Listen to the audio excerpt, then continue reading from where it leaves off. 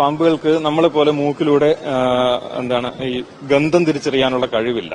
മറ്റൊരു തരത്തിലാണ് ഈ രണ്ടായി പിരിഞ്ഞ നാവ് ഇങ്ങനെ ഇടയ്ക്ക് പുറത്തേക്കിട്ട് ഫ്ലിക്ക് ചെയ്തിട്ട് അതിലൂടെയാണ് അത് ഇരജീവികളുടെ സാന്നിധ്യമൊക്കെ മനസ്സിലാക്കുക.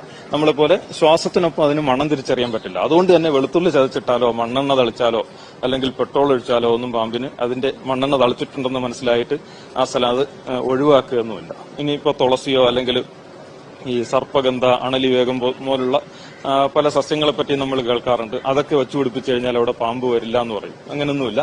അത്തരം സസ്യങ്ങളിലൊക്കെ അതിൽ തുളസിയിൽ തന്നെ കയറി ചുറ്റി വരഞ്ഞിരുന്ന പാമ്പിനെയൊക്കെ റെസ്ക്യൂ ചെയ്ത കേസുകൾ, അതുപോലെ റേഷൻ കടയുടെ മണ്ണെണ്ണ സ്റ്റോർ ചെയ്യുന്ന റൂമിനകത്തൊന്നും അതുപോലെ പെട്രോൾ പമ്പിനകത്തൊന്നും ഒക്കെ പാമ്പുകളെ ധാരാളമായിട്ട് നമ്മുടെ റെസ്ക്യൂർമാർ റെസ്ക്യൂ ചെയ്യാറുണ്ട്.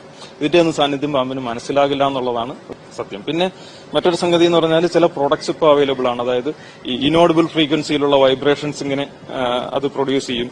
അത് കേട്ടിട്ട് പാമ്പ് ആ സ്ഥലത്തേക്ക് വരാതിരിക്കുമെന്ന് പറയാറുണ്ട്. നിർമ്മാതാക്കൾ അങ്ങനെ അവകാശപ്പെടാറുണ്ട്. ബേസിക്കലി പാമ്പുകൾക്ക് ചെവിയില്ല, കർണപുടങ്ങളില്ല, എക്സ്റ്റേണൽ ഇയേഴ്സ് ഇല്ല, ഇയർ ഡ്രംസ് ഇല്ല. അപ്പൊ അതുകൊണ്ട് തന്നെ ഓഡിബിൾ ആയാലും ഇനോഡിബിൾ ആയാലും അത്തരം ഫ്രീക്വൻസീസ് തിരിച്ചറിഞ്ഞിട്ട് ആ പ്രദേശം ഒഴിവാക്കാനുള്ള ഒരു സാധ്യത വളരെ കുറവാണ്. അങ്ങനെ ചെയ്യില്ല.